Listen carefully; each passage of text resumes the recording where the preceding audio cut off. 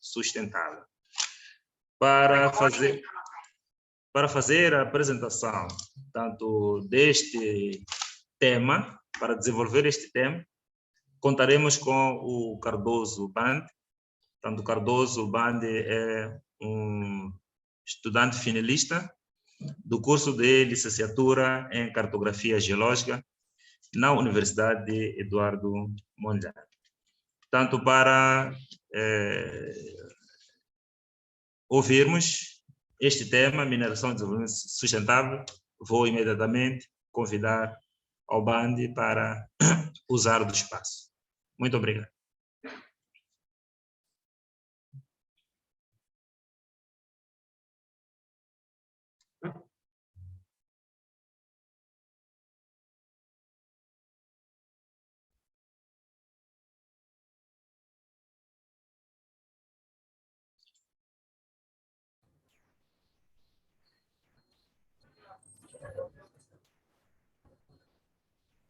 Boa tarde a todos.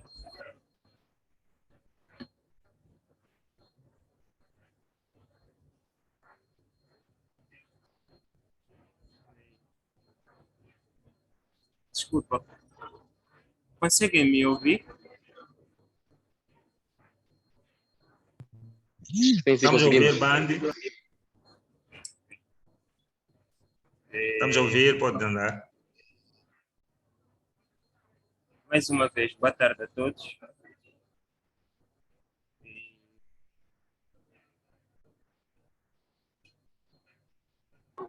Eu sou Cardoso Bande. Foi feita a apresentação. Antes de mais, agradecer ao Museu Nacional de Geologia pelo convite e pela oportunidade de cá estar para falar um pouco sobre a mineração artesanal e desenvolvimento sustentável. Mas também estendo a minha saudação, mais uma vez, para todos os participantes. Neste momento, não estou a intervir a partir de casa ou a partir do local habitual de trabalho. E há uma considerável oscilação da internet nesta zona em que me encontro. Tanto que vou fazer a minha apresentação com o vídeo desligado, mesmo para tentar garantir que não haja corte na apresentação.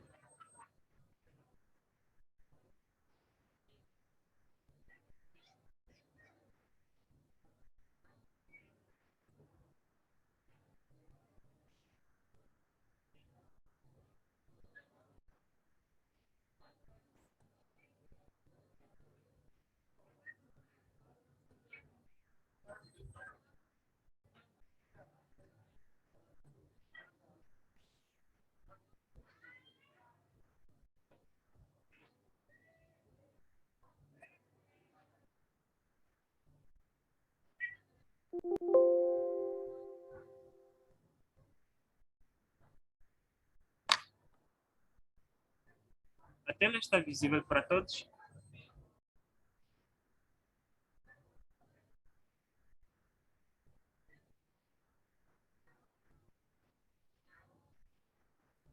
Aqui está.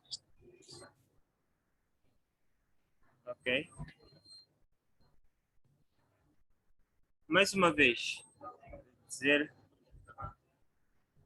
que vou começar a falar Vou falar um pouco da mineração artesanal e desenvolvimento sustentável.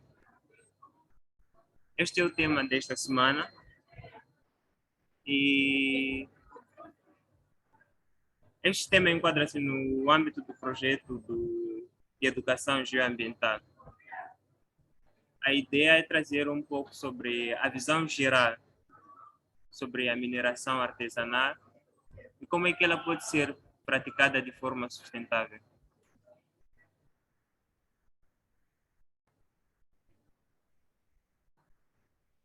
A apresentação segue a estrutura que é visível na tela. Vamos falar um pouco sobre a mineração artesanal num contexto mundial, mas também num contexto local do nosso país. No segundo ponto, vamos falar um pouco sobre os problemas associados à mineração. E, por fim, vou falar um pouco sobre a sustentabilidade. E mesmo em jeito de partida, dizer que a mineração artesanal é compreendida como sendo um conjunto de operações que consistem no desenvolvimento de forma conjunta ou isolada de ações de prospecção, pesquisa, desenvolvimento, extração, processamento mineiro e comercialização de produtos minerais. Entretanto, por uma questão de simplificação, vamos definir aqui a mineração como sendo o simples ato de extrair, processar e comercialização desses produtos minerais. E, de uma forma geral, a mineração pode ser classificada usando vários critérios. E, com base nesses critérios, ela pode ser acoplada também em duas grandes dimensões. Eu trago aqui como, por exemplo, a questão da estruturação, formalização, o tipo de tecnologias utilizadas, por exemplo, e classificando a mineração numa vertente industrial, como procuro ilustrar aqui na figura mais acima.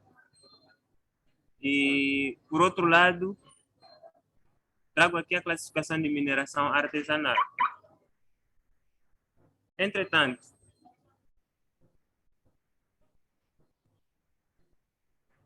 a mineração industrial, como dizia, ela é mais organizada e usa tecnologias de ponta.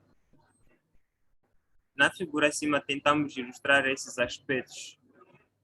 Para além de ser formalizada, as tecnologias que usa obedecem uma certa estruturação e ela é feita mediante o cumprimento de um plano, de vários planos, um em específico que é de grande interesse, é um plano de gestão ambiental.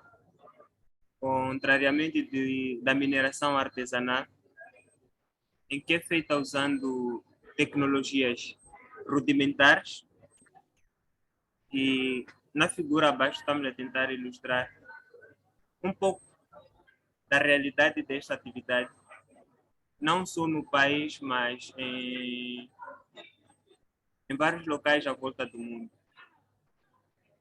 Ela é praticada de forma ou individual, as tecnologias são muito simples e muitas das vezes ela acontece de forma ilegal.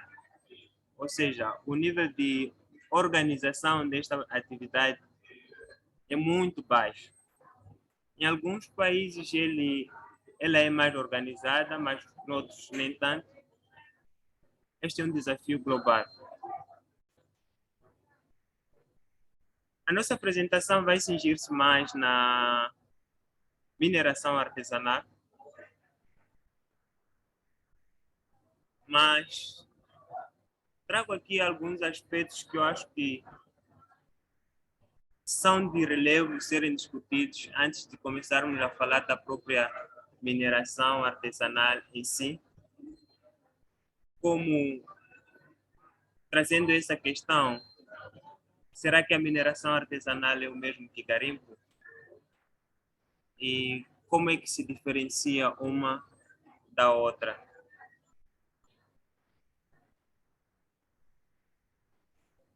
Então, como forma de diferenciar, por exemplo, a mineração artesanal e o garimpo, primeiro vou recorrer à definição anterior ou à classificação anteriormente apresentada, dizendo que a mineração artesanal, assim no geral, ela é caracterizada por utilizar tecnologias muito simples.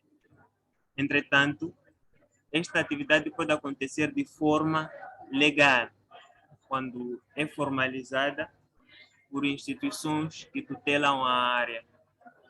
No nosso país, por exemplo, temos o Ministério de Recursos Minerais, precisamente o Instituto Nacional de Minas é a instituição responsável pela legalização da prática de atividade mineira no país. E, de uma forma geral, quando se fala muito de mineração artesanal, muitas das vezes tem sido associado ao garimpo. E isto levanta dúvidas em algumas pessoas. Será que falar de garimpo, falar de mineração artesanal é mesmo que falar de garimpo? Falar de garimpo, sempre que se fala de garimpo, é o mesmo que se fala, é mesmo que falar da mineração artesanal? Entretanto, como forma de contradizer ou trazer uma outra perspectiva, trago aqui algumas definições básicas que encontrei no dicionário sobre o que é garimpo. Então, destaco aqui algumas palavras, por exemplo, na primeira definição, que diz que o garimpo é a forma mais independente de exploração do solo. E, além desses garimpos estarem localizados em áreas remotas, são considerados ilegais. O que não difere muito da segunda definição, que é apresentada mais abaixo, principalmente a quarta, e é denotada pelo retângulo vermelho, onde diz que o garimpo, as pessoas que praticam o garimpo são chamadas por garimpeiro. E quem é garimpeiro? É um indivíduo que busca lucros à custa de mixórdias e traficácias. Mixórdias seria mesmo que desordem. São pessoas que simplesmente fazem o que lhes dá na telha, como se não existisse alguém que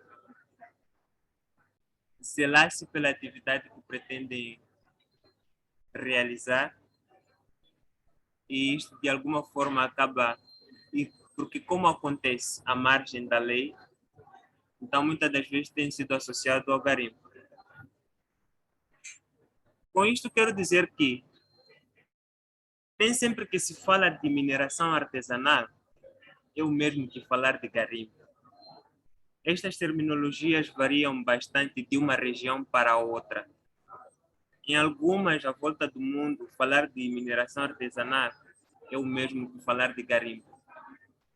Mas, para o nosso caso de Moçambique, por exemplo, é um pouco diferente, porque, numa perspectiva legal, a Lei de Minas, por exemplo, ela reconhece, né, e especifica que, para além da mineração convencional, que também pode ser denominada por industrial, ela reconhece a mineração artesanal e especifica dizendo mineração artesanal e de pequena escala. Primeiro, em nenhum momento ela fala de garimpo. Significa que os garimpos, legalmente, eles não são reconhecidos ao nível do nosso próprio país, de acordo com a lei em vigor.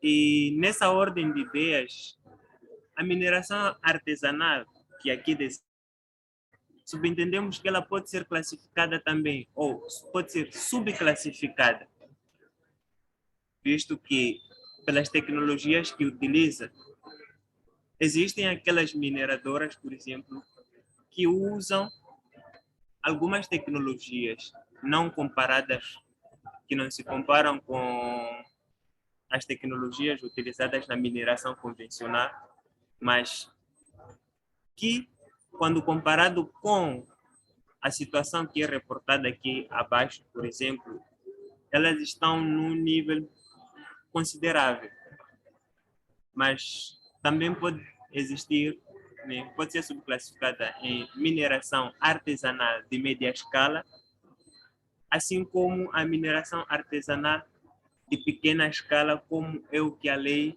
de Minas de Moçambique, por exemplo, preconiza. E trazia mesmo esses aspectos como forma de nos contextualizarmos, principalmente para o nosso país, que falar da mineração artesanal não é o mesmo que falar de garimpo. Porque a lei já especifica que temos a prática artesanal. E qual é a perspectiva que nós temos que olhar esta atividade reconhecida? Comumente, de forma diária, nós dizemos garimpo, o que é bem comum, mas existe esse aspecto e que mais adiante esperamos mesmo subentender como é que podemos olhar para esta prática de garimpo, em que perspectiva? Como é que pode ser melhorado esta prática do garimpo, principalmente no nosso país, como forma de ser reconhecida como uma atividade econômica importante. Entretanto, dando continuidade à apresentação, falamos aqui um pouco sobre a mineração e o seu contributo, a mineração artesanal e o seu contributo na economia.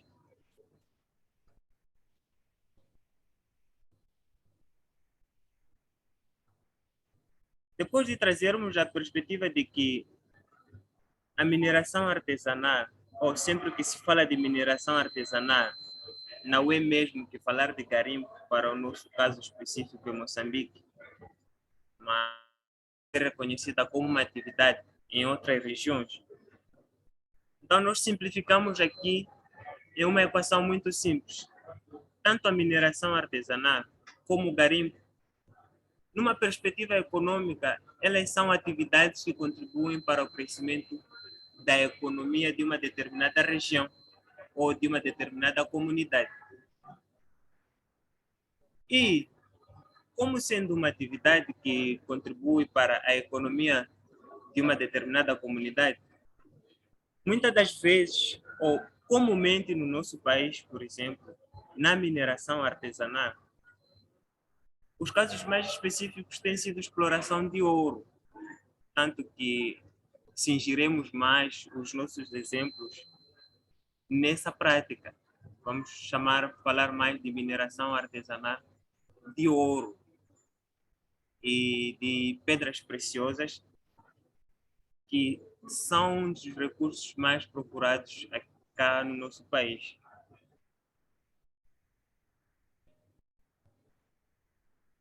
Entretanto, se estamos a dizer que a mineração artesanal, assim como o garimpo, é uma atividade econômica que contribui para o crescimento da economia do país ou de uma determinada comunidade, significa que, de alguma forma, ela é importante. E se ela é importante, tem que ser realizada não à margem da lei. Porque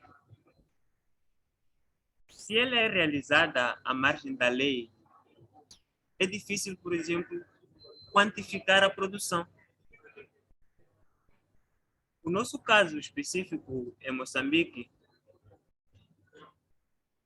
a mineração artesanal de ouro é uma atividade econômica muito importante e necessária para o bem-estar da sociedade. E no mundo inteiro,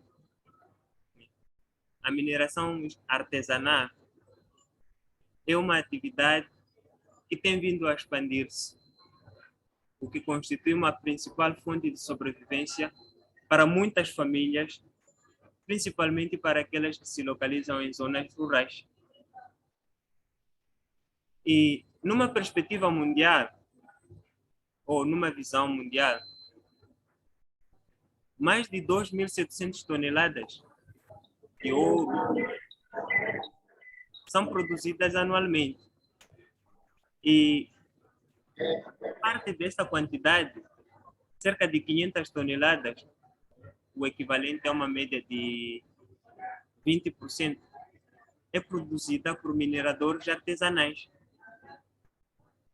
O que significa que a perspectiva, por exemplo, desses países, ou se há uma quantificação a nível mundial, é porque esta atividade é realizada de forma legal em alguns países, tanto que os seus efeitos na economia são visíveis.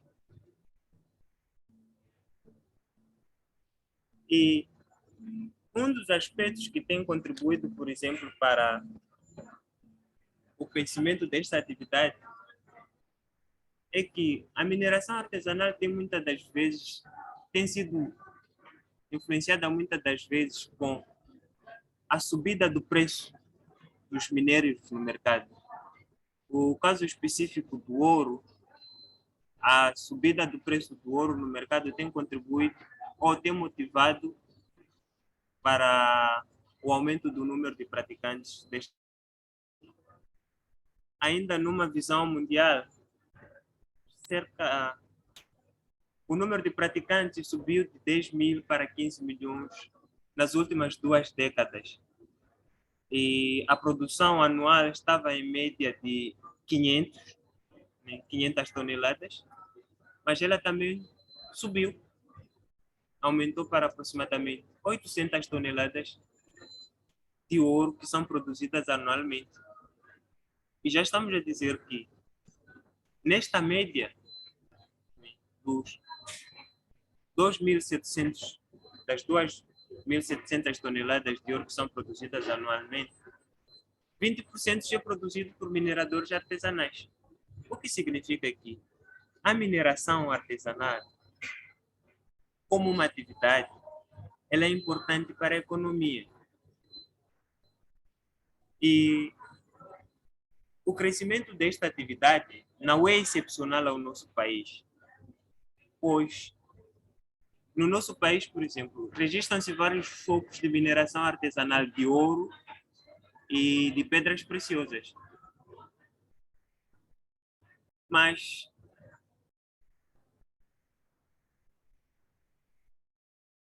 existem alguns desafios ao nível do nosso próprio país. E estes desafios resultam, por exemplo, da não existência de uma base de dados atualizada e que seja aberta para consultas públicas, onde eu ou qualquer outro participante presente que queira saber um pouco sobre a situação da mineração artesanal no país possa aceder e ter informações sobre o setor, ou procure se informar sobre aquilo que é o contributo da atividade de exploração artesanal do ouro no país. E, numa visão geral, estima-se que mais de 100 mil pessoas no nosso país têm a prática de mineração artesanal como uma atividade econômica e importante para a sua sobrevivência. Mas temos esses desafios de não termos uma base de dados atualizada, o que dificulta bastante sabermos quantos somos em termos de praticantes e quanto é que produzimos. Tudo isso tem se refletido também na própria economia do nosso próprio país. Porque se a mineração artesanal é uma atividade economicamente importante e nós não sabemos quantificar quanto é que produzimos e quanto é que ganhamos com o que produzimos, então há muita perda. E esta perda reflete-se mais naquilo que, na população como um todo. Por quê? A situação da prática da mineração artesanal no nosso país é preocupante, porque a maior parte dela é realizada de forma ilegal, ou seja, não é formalizada e não apresentam, por exemplo, nenhum plano de gestão ambiental. Esse é um aspecto que eu esqueci de falar mesmo na subclassificação dos tipos de mineração. A mineração artesanal, nela, os praticantes, por exemplo, eles não têm um plano de gestão ambiental quando comparado com a mineração convencional. E se as pessoas praticam esta atividade sem nenhum plano de gestão ambiental, significa que a boa parte deles, possivelmente, não tem a mínima noção sobre aquilo que são os impactos que as suas práticas têm para o ambiente. E, como sendo uma atividade que está em expansão ou em crescimento ao nível do nosso país, isto tende a ser cada vez mais preocupante. Ora, vejamos. Apresentamos aqui resultados parciais de um estudo que estamos a realizar sobre o nível ou o número de praticantes de mineração artesanal, ainda nesta perspectiva da sustentabilidade. E os dados a dispor permitem-nos observar, por exemplo, que o número de associações é muito reduzido quando comparado com o número de praticantes. Ou seja, em algumas regiões, o número de membros dentro das associações chega a ser superior a 700 pessoas, o que é bastante complicado, sem termos em consideração, por exemplo, que há dificuldades na própria formalização, na questão legal da prática desta atividade. As pessoas que praticam esta atividade sem um plano de gestão ambiental, e se temos um grupo,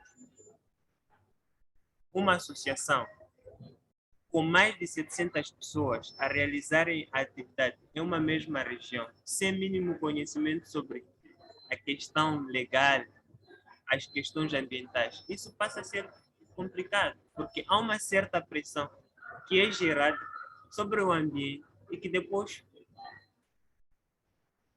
é abandonada, é deixada assim. E no âmbito desse estudo que estamos a realizar, não só constatamos que em algumas associações o número de praticantes chega a ser superior, mas que existem também associações que já estão a operar e que têm mais de uma década de existência, mas que até agora ainda não estão formalizadas. Então, surgem algumas questões. Como é que nós olhamos para a prática da mineração artesanal dentro do nosso país? Quais são as principais dificuldades que estamos a enfrentar para formalizar esta prática dentro do nosso país? Porque parece não fazer muito sentido se as pessoas têm em mente que a sua atividade para a economia praticam há mais de uma década. Qual é a dificuldade em praticarmos essa atividade de forma legal, de forma consciente? E como consequência, muitos desses mineradores artesanais, o mais importante para eles é adquirir o minério, seja ele ouro ou uma pedra preciosa, mas não tem conhecimentos claros sobre o custo desse mesmo minério no mercado. E ainda nessa ordem de ideias sobre as dúvidas que surgem, tem mais outras. Será que somente os praticantes é que não têm a visão do quão importante é a sua atividade e o minério que explora? Ou esta falta de visão é extensiva a várias outras entidades? E como é que podemos mudar o que temos sobre a atividade de mineração artesanal dentro do nosso próprio país? Que metas queremos para este subsetor para daqui a mais uns 5, 10 ou 20 anos?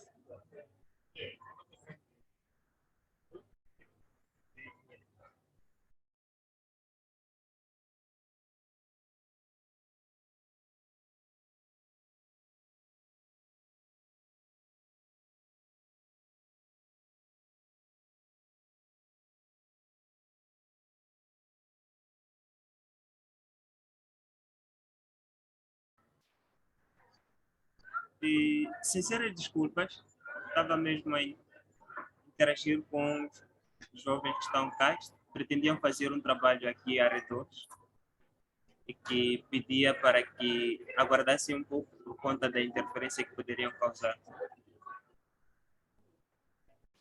Mas, continuando, são questões que pessoalmente ainda não tenho respostas e que até o fim da sessão não sei se terei, mas são que deixo para todos ficarmos a refletir. Juntos podemos encontrar soluções. Historicamente, os primeiros campos de mineração artesanal no país localizavam-se nas províncias de Manica, Tete, Zambésia e Nampula. Entretanto, esses campos vão se alastrando cada vez mais para outras regiões e atualmente estendem-se, por exemplo, para a província de Cabo Delgado, Niassa, Gaza, Inhambane e Maputo também já está se a estender até essa região.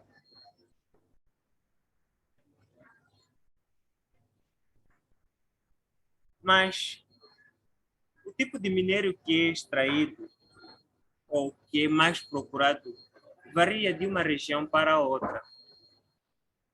E aqui, por exemplo, estamos a dizer que dos minérios que aqui apresento, não são todos, são os mais conhecidos.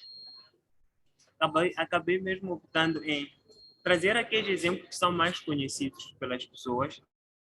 E quero acreditar que nem todos os participantes são geólogos ou têm domínio sobre o nome dos minérios ou conhecem esses minérios.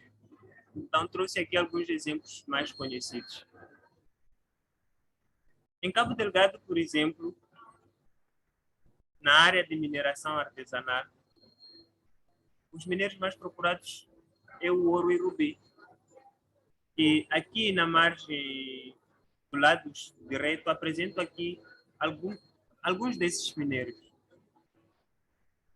Na província de Zambésia, por exemplo, o minério mais procurado, ou os mais procurados, é ouro e pedras preciosas.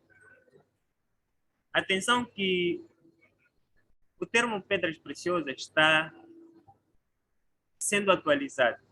Atualmente tem sido comum utilizar a palavra gemas em substituição de pedras preciosas, porque o termo pedras preciosas é um pouco restrito, mais para diamante, rubi, safiras e esmeraldas. Mas aqui eu trago simplesmente a designação pedras preciosas, como tem sido também vulgarmente pronunciado pelas pessoas. E dentro dessas pedras preciosas e semi-preciosas, trago aqui alguns exemplos de água marinha, granadas, que são exploradas em algumas regiões do país. E como dizia que o tipo de minério procurado ao nível do país varia de uma região para outra. Por exemplo, a prática da mineração artesanal tem se estendido também na região sul. Mas como não há indícios claros sobre a ocorrência de ouro ou pedras preciosas e semi-preciosas na região sul, os minérios mais extraídos são os minérios inertes, ou rochas, por exemplo, para a construção. São os minerais mais procurados ao nível da região sul do país. E que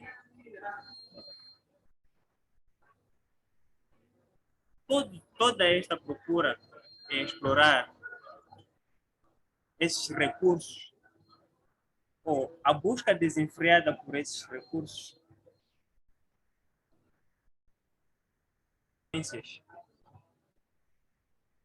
e as consequências eu tento descrever aqui de forma simplificada, não vou abordar de todos eles, porque nas sessões seguintes, os palestrantes, quero acreditar que os palestrantes que se seguem são especialistas em diversas áreas e vão abordar desses assuntos com muito mais propriedade que eu, que só trago uma visão geral sobre a prática da mineração artesanal dentro do país.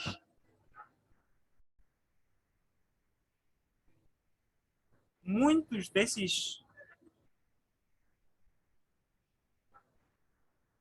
praticantes, assim digo, ou muitas das comunidades onde há indícios da prática da mineração artesanal são relativamente remotas, ou seja, o acesso à água potável é deficitário, o saneamento não é adequado, assim como a assistência médica. Não há assistência médica em prontidão. E o que acontece é que a maior parte dessa população é inteiramente dependente desses recursos. Por exemplo, da para suprir as suas necessidades diárias, desde a lavagem da louça até a confecção das refeições, incluindo também a mesma água dos rios é utilizada para o consumo. Sendo uma atividade que é praticada maioritariamente em comunidades rurais, onde há déficit desses serviços básicos, os impactos desta atividade acabam sendo muito mais preocupantes. Por quê? Estamos a dizer que a prática da mineração artesanal é feita numa zona onde não há acesso a serviços médicos. E se praticamos a mineração artesanal de uma forma inconsciente, no que diz respeito aos seus impactos, nós consumimos a água desse rio, por exemplo, e isto provoca-nos problemas de saúde, seremos obrigados a percorrer longas distâncias para termos acesso aos serviços hospitalares e cuidados de saúde. O que é preocupante? Então, eu procuro classificar aqui ou trago mesmo exemplos em termos dos problemas ou impactos ambientais da prática da mineração artesanal, 3 categorias. A primeira, falo mesmo dos problemas ambientais. Muitos desses problemas ambientais, também não trago todos eles, mas os mais preocupantes, os mais sonantes no nosso dia a dia, tem sido, por exemplo, o corte descontrolado de árvores, em que a mineração artesanal tem causado,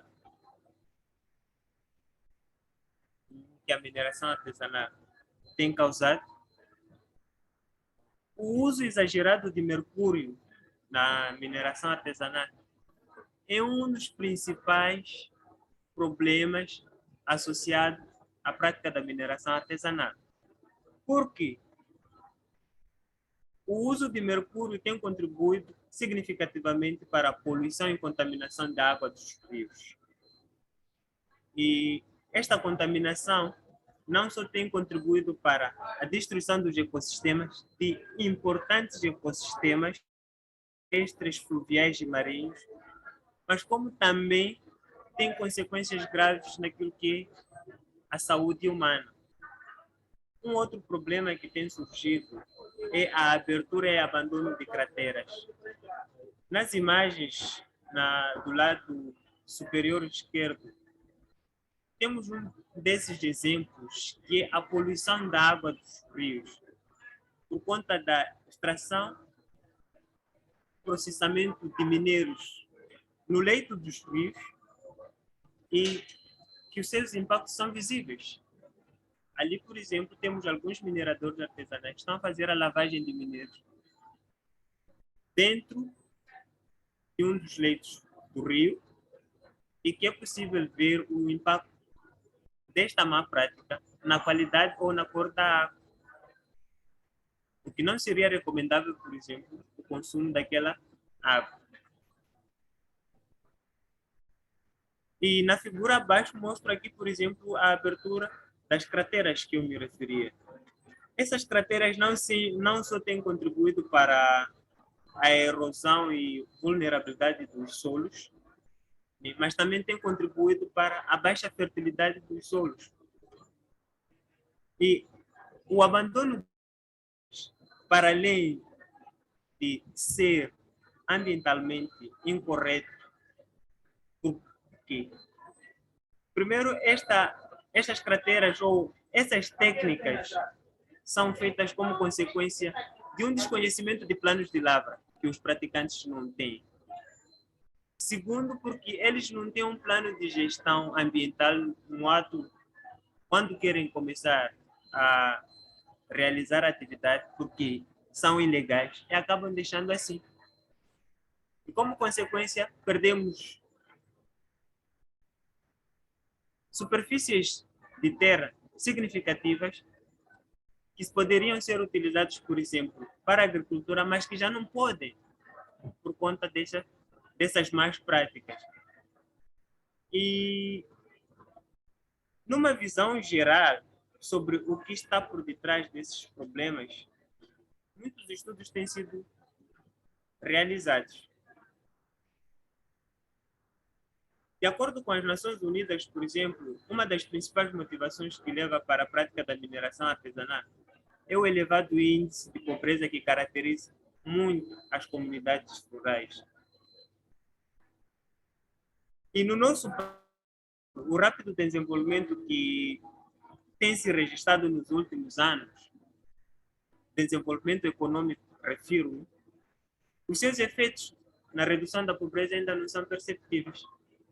Ainda são muito limitados.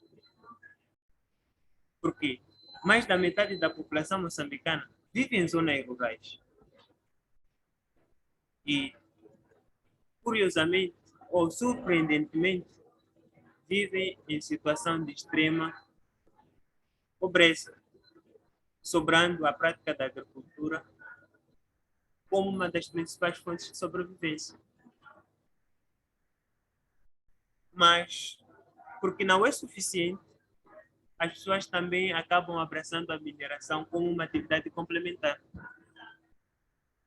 Ou seja, a descoberta de grandes depósitos de minerais que tem se verificado no país tem propiciado, por exemplo, a formação de assentamentos populacionais informais em diferentes regiões, o que tem contribuído de alguma forma para a limitada capacidade de prestação de serviços básicos, como, por exemplo, o fornecimento de água.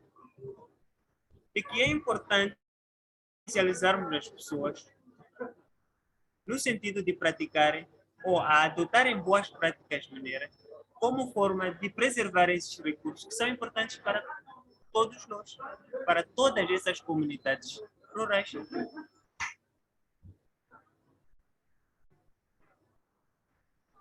De seguida, trago aqui problemas sociais. E o segundo, que é a exposição ao mercúrio, é um problema que resulta que como um dos impactos, como consequência do elevado uso de mercúrio no processamento de minério, do ouro especificamente, porque as pessoas praticam usam esse mercúrio de forma inadequada, sem proteção, elas ficam expostas a essas substâncias químicas. E ele é radioativo. Então, o elevado nível de exposição que as pessoas têm ao mercúrio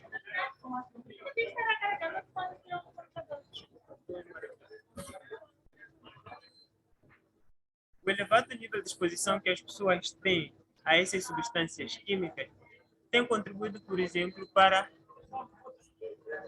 a vulnerabilidade mesmo as pessoas a doenças.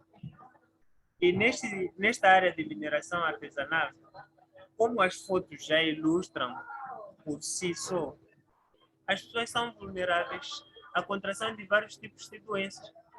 Não só as doenças ocupacionais, como a silicose, asma e câncer, que podem ser resultantes do elevado nível de exposição que os praticantes têm ao mercúrio, mas também porque as pessoas não observam o mínimo cuidado possível. Na foto acima, por exemplo, conseguimos ver um conjunto de praticantes aglomerados em uma mesma região, sem a adoção de nenhuma medida de segurança ou de proteção individual, o que é preocupante. E mais abaixo, estes problemas sociais vêm acrescendo ainda mais. Por quê? O nível de participação de crianças e jovens nesta atividade tem vindo a aumentar. Diz a história que essa atividade já vem sendo praticada desde os anos 90 e que vem se transmitindo de geração em geração. Mas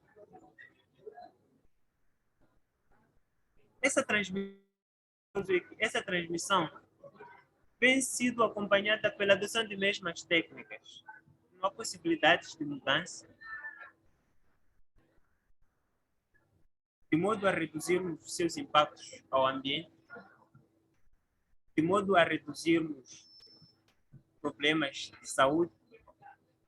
É incrível que o nível de relatos associados a problemas de saúde resultantes da má prática na mineração artesanal tem sido preocupante, porque as pessoas primeiramente estão preocupadas mais em extrair os recursos e ter dinheiro, não tendo em consideração a proteção da sua própria saúde ou do seu próprio bem-estar. No fim, descobre que tem câncer e tem que usar o pouco que conseguiu coletar durante a extração mineira para cuidados de saúde.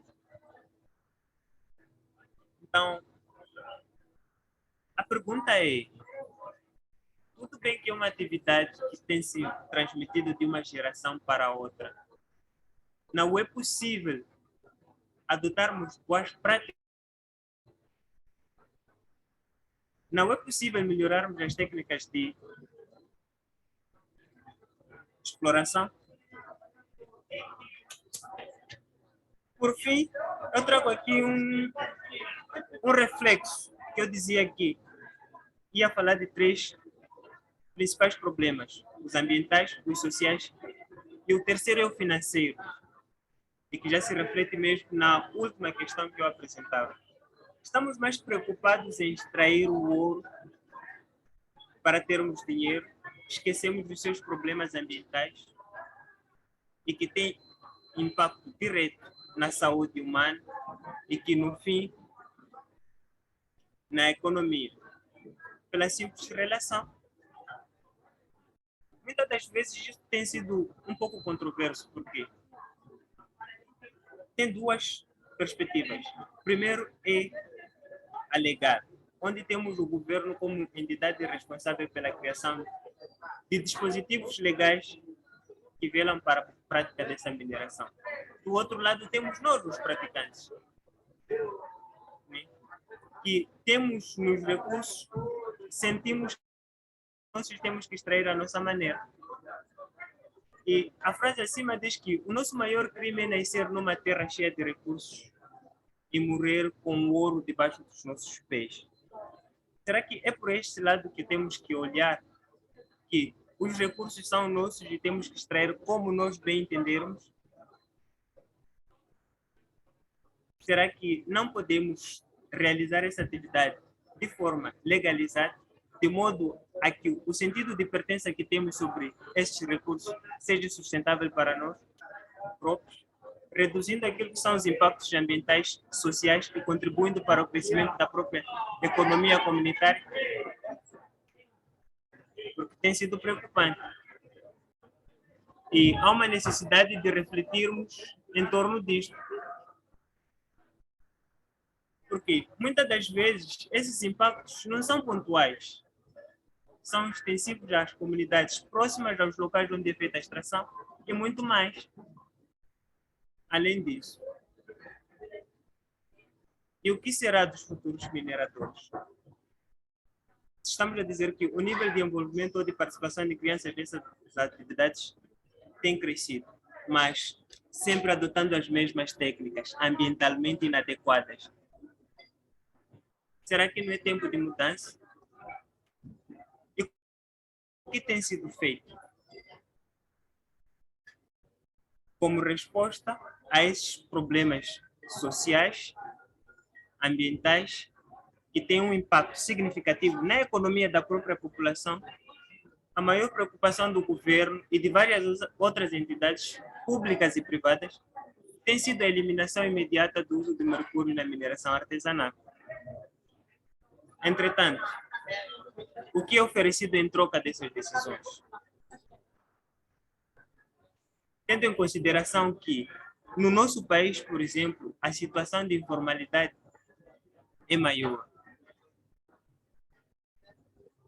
E de quem é a culpa pelos problemas ambientais que são causados? A quem devemos atirar? Pessoalmente, acho que encontrar respostas a essas questões pode ser um pouco controverso. Como dizia, por um lado temos a lei, que é representada, ou temos o governo, que é responsável pela criação e implementação de leis, e por outro temos os mineradores, olham para as leis como um dispositivo que visa inviabilizar a exploração ou privatizar a exploração desses recursos, e o governo como sendo um agente injusto por estabelecer esses princípios legais para a exploração sustentável desses recursos e que preferimos fazer à nossa maneira. E a pergunta é, se for para olharmos nessa perspectiva, o que será dos futuros mineradores?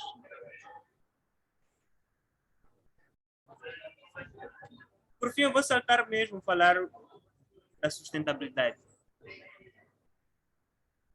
Porque encontrar respostas para as questões anteriores é um pouco complicado, mas também é um pouco complicado para respondermos à pergunta que se segue. Poderá a mineração artesanal de ouro ser uma atividade sustentável?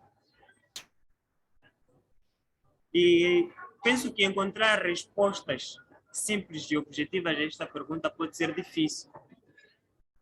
Pois falar da sustentabilidade em algumas ocasiões tem sido mais controverso que falar da própria mineração. Tanto que temos dito em brincadeiras que acho que é mais importante primeiro ensinarmos a nós mesmos como estudantes ou a nós mesmos como sociedade civil sobre o que é sustentabilidade para depois falarmos sobre mineração sustentável. Mas eu vou recorrer mesmo à sessão anterior, onde falamos sobre a sustentabilidade numa dimensão humana e do ego.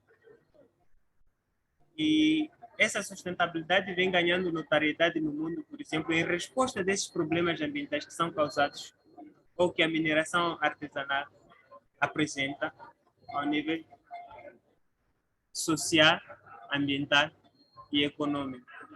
E aqui apresento todas as dimensões daquilo que é a definição da sustentabilidade. E, apesar, no meu ponto de vista, de o país estar a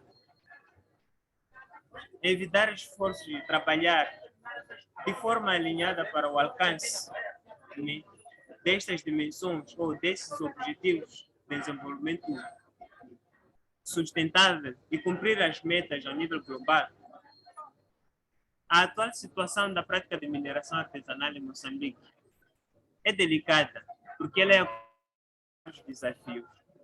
Alguns estão ligados à questão jurídica, como a formalização, visto que a maior parte no país, ou dessa atividade no país, é praticada de uma maneira informal, mas outros estão ligados, por exemplo, à componente técnica, como, por exemplo, a promoção de programas que visam a disseminação de boas práticas mineiras nas comunidades. E, adicionalmente a essa questão, tem a dificuldade ou fragilidades na fiscalização do próprio setor. Tanto que, como conclusão a essas dificuldades, é evidente que o simples ato de extrair, processar e comercializar os produtos minerais não é sustentável.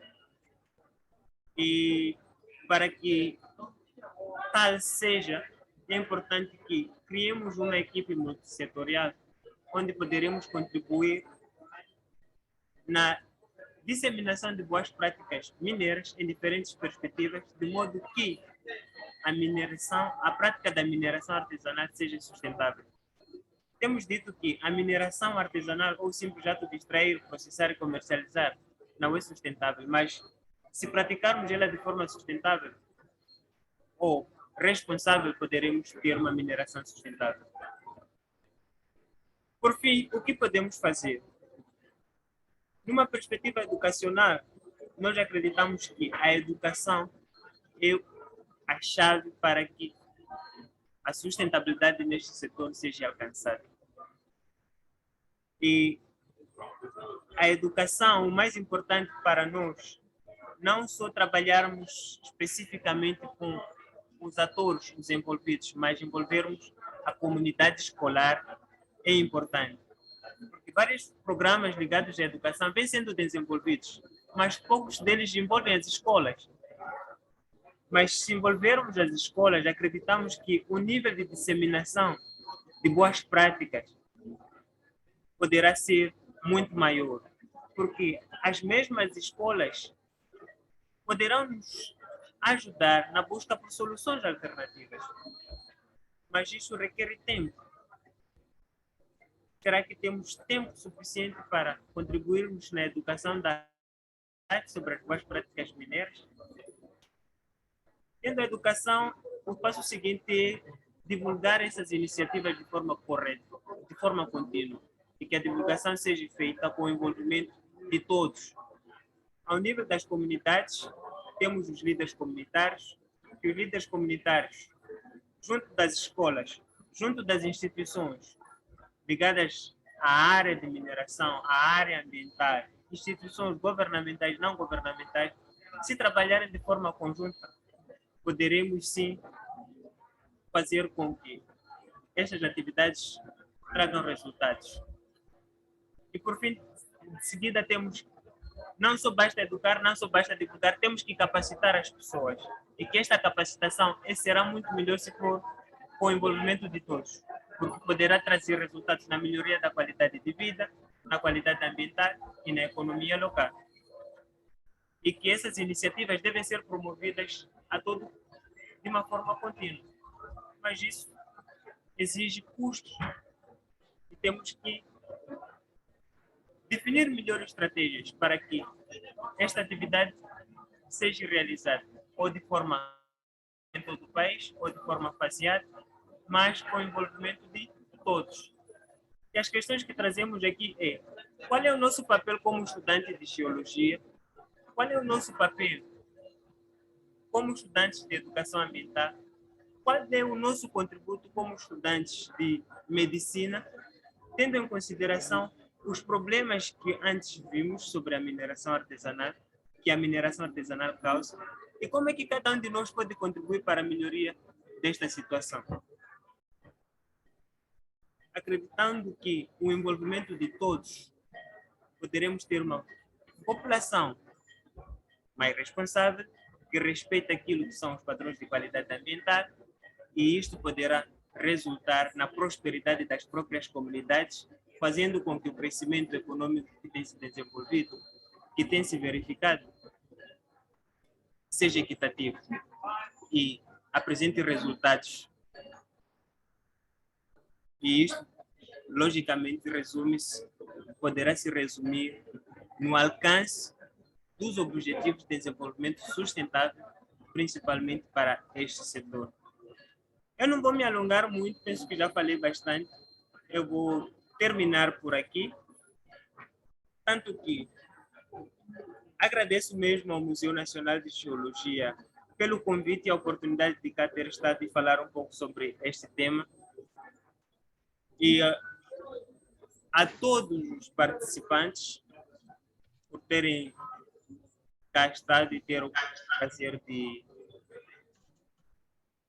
ver um pouco sobre a mineração artesanal e como é que ela pode ser feita de forma sustentável. O meu nome é Cardoso Bandi e muito obrigado. Muito obrigado, Cardoso Band, pela apresentação. Tanto foi uma apresentação bastante pausada, que deu para acompanhar tudo o que o nosso colega esteve a apresentar. Tanto ele apresentou os meandros, tanto da mineração artesanal, sobre os conceitos básicos da mineração artesanal, e depois ainda fez alguma reflexão, colocou algumas questões, algumas das quais ele próprio respondeu e outras deixou no ar, porque tanto não são de resposta imediata. Então vamos abrir o espaço aqui para comentários, para questões, para intervenções, tanto a propósito desta questão e a propósito desta apresentação. Peço para que os que estiverem para intervir, tanto dizer o nome, a proveniência e depois apresentar aqui a questão. Obrigado. Boa tarde. Boa tarde. Meu nome é Vicente Domingos, sou estudante de Geologia na UEM. Sobre a exploração sustentável, a exploração de ouro artesanal em Manica, estava-se a falar de como reduzir o impacto dessa má prática. E o Bandi estava a falar sobre... Desculpa, consegue me ouvir? Sim, sim, estamos a ouvir. Ok. E o colega Bandi estava a falar sobre a educação nas escolas, por aí fora. Eu acredito que é de facto uma boa opção, mas eu acho que apostaria-se mais no desenvolvimento de métodos viáveis economicamente durante a exploração e com menos impactos. E para isso, eu acredito que seria bom o que se acontecesse como acontece, por exemplo, em clusters na indústria mineira, onde tem agentes de conhecimento entre as universidades, por em diante. E nesse caso, nós, como estudantes e os docentes, fossem a intervir de uma maneira a desenvolver métodos viáveis. Tem que ser viáveis, porque se não forem, eu acredito que não surtirá efeito. Pode até surtir efeito na parte dos que praticam essa mineração artesanal de modo legal, mas a grande maioria que faz isso ilegalmente não irá aderir a esse processo. Então, eu acredito que esses métodos, se forem a ser desenvolvidos, devem ser viáveis e daí talvez pode-se reduzir o impacto. O que mais? Acho que por agora sim, é só isso. Muito obrigado, Vicente. Temos espaço para mais pessoas. Estou a ver alguém com a mão no ar, portanto, pode entrar. Obrigado pelo espaço e obrigado ao Cardoso pela excelente apresentação. Um tema muito interessante. Eu concordo com muitas das suas visões sobre o melhoramento da atividade artesanal mineira em Moçambique. E gostaria, talvez, de acrescentar, começando pela parte que disseste que a legislação é um pilar, e eu concordo plenamente, é um pilar muito fundamental, e para o caso de Moçambique parece que alguma coisa está a falhar quanto à legislação da mineração artesanal e a formalização. E um aspecto que me chama a atenção é, portanto, a priorização da mineração de grande escala, em detrimento de uma mineração artesanal. Eu tenho visitado o site do Ministério dos Recursos Minerais, somente na parte que diz respeito ao cadastro mineiro, e estou mais interessado pela província de Cabo Delgado, mas quando olho para aquela província através do cadastro mineiro, vejo que mais de 75% do território de Cabo Delgado está coberto por empresas de larga escala, e há aqui um processo de legislação, creio que o colega Cardoso esteja ciente, que é a atribuição de áreas designadas para mineração artesanal.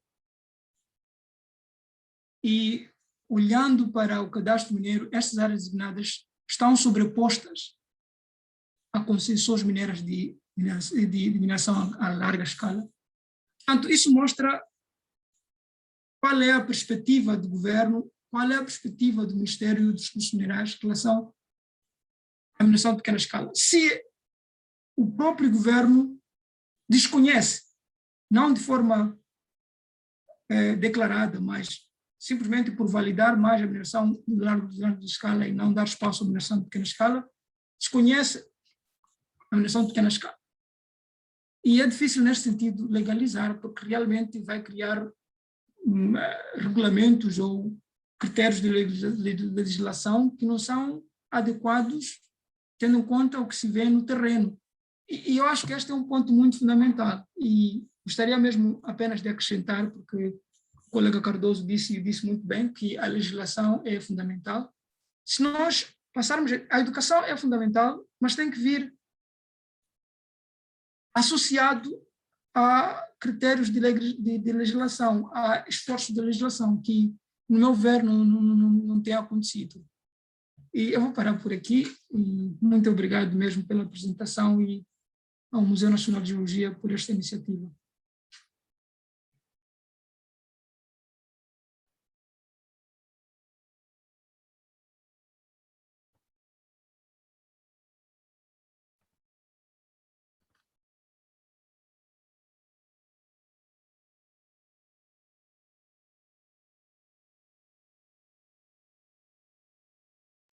Muito obrigado, Sr. Manuel.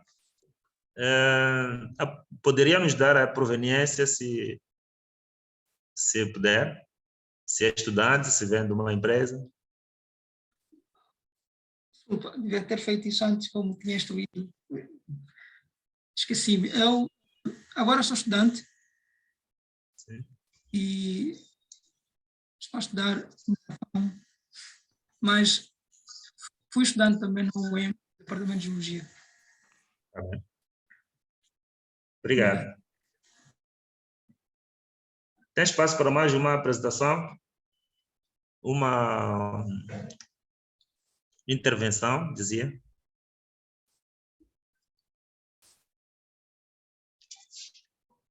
Se me permitirem, sim. Se me permitirem, eu também gostava de dar... queria fazer um comentário em relação à intervenção do colega Nopeia, quando faz referência a esta sobreposição de áreas designadas com as concessões mineiras. Eu penso que aqui há um trabalho que tem que ser feito para tentar resolver esta questão. Esta sobreposição não vem por parte do governo. O governo não atribui concessões ou não designa áreas que já estejam concessionadas. Há aqui aquele conflito, normalmente quando as concessionárias têm uma certa área, eles já fizeram um estudo. E basta ver alguma movimentação desta concessionária naquela área, logo vem também a invasão. Estes nossos garimpeiros acabam depois se colocando aí assim. Há muito pouco de real sobreposição por desconhecimento da entidade que faz o licenciamento, neste caso, que é o INAM. Nós temos muitas questões que têm a ver com a invasão de áreas e isso se vê muito, principalmente na zona de Cabo Delgado, aquela área toda que tem a Rubis. Estão lá os garimpeiros, eles nem querem saber da Ruby Mining, vão entrando, vão tendo aqueles conflitos que às vezes terminam em alguns incidentes um bocadinho graves por conta disso. Quando são entregues numa certa área, eles até podem ficar lá por um tempo, mas nós sabemos que o artesanal, ele fica um tempo, quando acha que aquela área não está a dar, movimenta-se para uma outra. Então, aqui temos que procurar encontrar mecanismos que nos permitam ter esse controle. Olha, a tua área é esta, e se tiver que mudar para uma outra área, que sejam as entidades competentes a te movimentarem para uma outra zona, e não que isto seja de livre e espontânea vontade por parte dos garimpeiros. Era esta questão que eu queria só fazer um comentário aqui assim. Obrigado. Muito obrigado. Não se apresentou, mas pronto, apresentou-se semana passada, é o senhor Dino Milice, é o diretor do Museu Nacional de Geologia. Temos espaço para mais intervenções, tomando em conta que as 3 primeiras, tanto foram comentários, tanto não foram perguntas concretas, mas foi um debate daquilo que está a acontecer e daquilo que se acha que podia acontecer. Então, devemos abrir espaço para mais intervenções antes do orador tanto poder falar.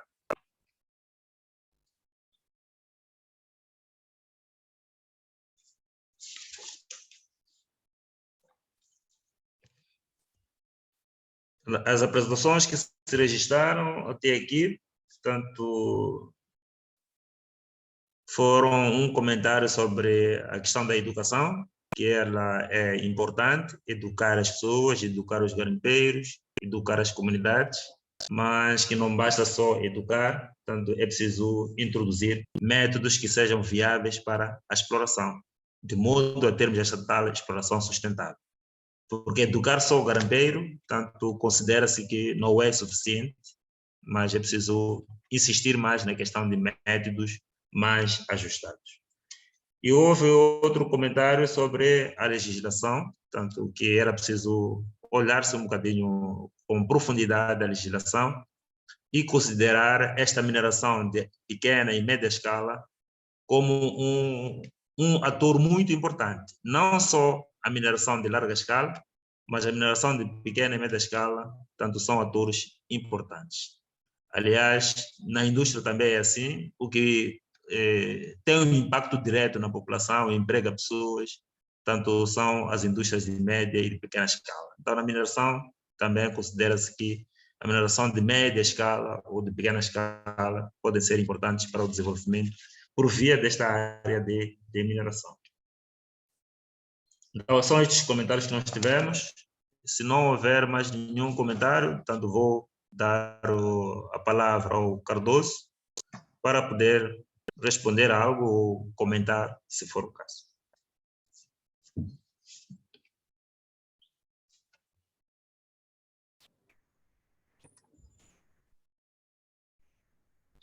Ok.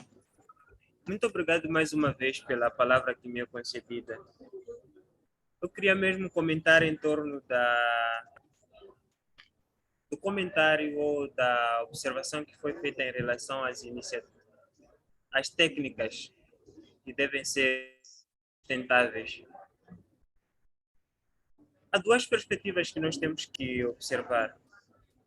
Primeiro, tem esse papel já vem sendo muito bem desempenhado pela lei, mas que o segundo comentário vem elucidar que há fragilidades na própria lei que existem.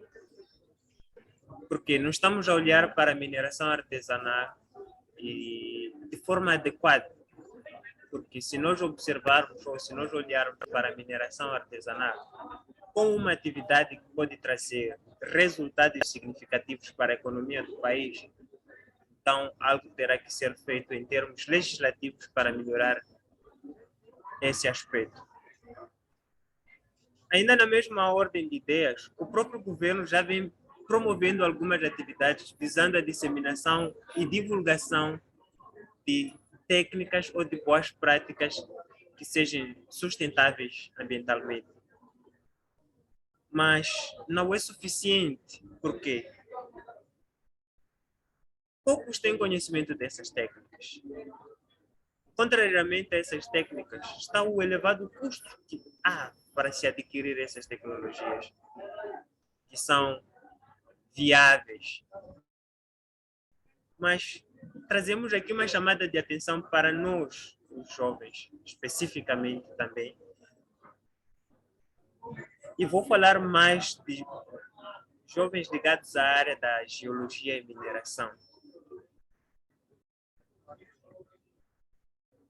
O próprio governo olha mais ou dá mais crédito para a mineração de grande escala, porque o seu contributo à economia é irrefutável e dá menor valor à mineração artesanal. De alguma forma, nós também estamos sendo influenciados por essa visão que o próprio governo nos apresenta. Já paramos para pensar um pouco diferente?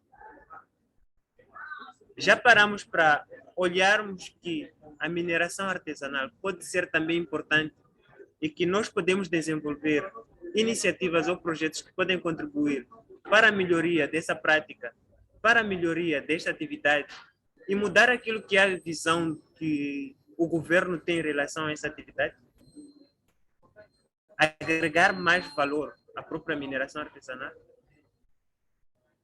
Melhorar a qualidade de vida das pessoas, dos praticantes e das comunidades circunvizinhas?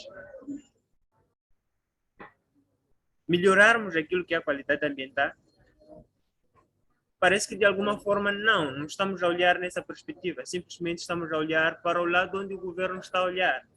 Então, há uma necessidade de pararmos, pensarmos e olharmos numa outra dimensão, que talvez pode ser importante. Se eu tiver uma ideia de desenvolver um projeto como estudante de geologia que vai agregar valor à prática da mineração artesanal, isso será importante.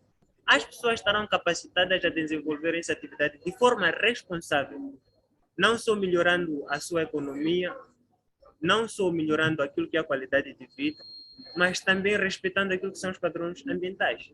Eu, como estudante de geologia, tenho uma responsabilidade de contribuir para a prática dessa atividade de forma responsável. Eu, como estudante de medicina, tendo em conta o conhecimento de que a mineração artesanal tem contribuído para a degradação da qualidade de vida das pessoas, eu posso desenvolver uma iniciativa que contribua para a melhoria da qualidade ou para a melhoria da saúde das pessoas envolvidas na prática de mineração. Mas será que estou a olhar de forma correta para esta situação? E se não, o que é que falta? Nunca é tarde para pensar nisso. Pode ser hoje, a partir desta sessão.